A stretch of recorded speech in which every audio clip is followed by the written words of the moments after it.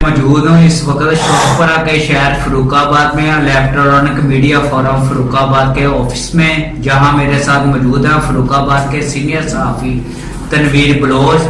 ان سے پوچھتے ہیں کہ شہر کے مسائل کے بارے میں آپ کیا بتانا چاہتے ہیں؟ جی بسم اللہ الرحمن الرحیم۔ درود نبی اکرم صلی اللہ علیہ وآلہ وسلم پر اور ان کی آل پاک پر۔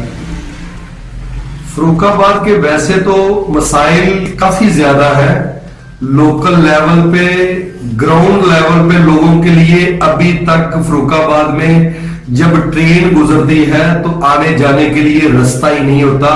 سکولوں و دیگر جو لوگ ہیں گاؤں سے دور دراز سے آئے ہوئے، وہ گھنٹوں گھنٹوں ٹریفک پہ فروخ آباد کے مشرقی پھاٹک پہ پھنسے رہتے ہیں۔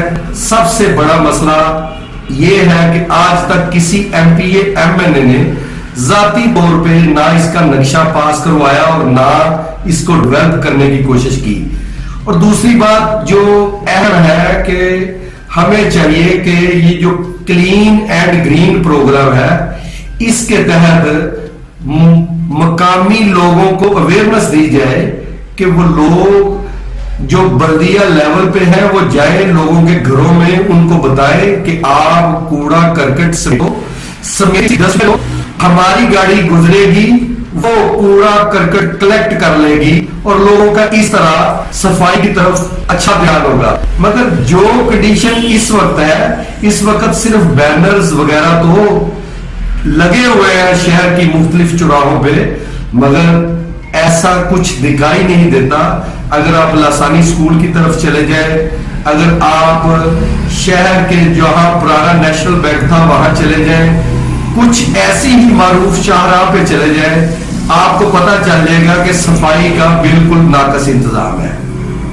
باقی اللہ پاک کا شکر ہے کہ فروخ آباد میں کافی سارے کام اپنے وقت پہ چیئرمین نئے آنے سے کچھ معاملات درست ہو رہے ہیں اور امید کرتے ہیں کہ انشاءاللہ تعالیٰ ٹھیک ہو جائیں گے، مگر مسائل پہ توجہ دیں گے تو مسائل ٹھیک ہوں گے۔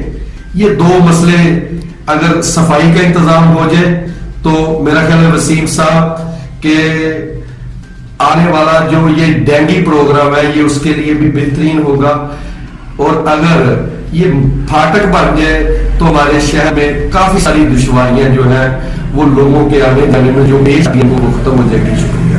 کیمرہ مین اسد وسیم اسلم یوسف۔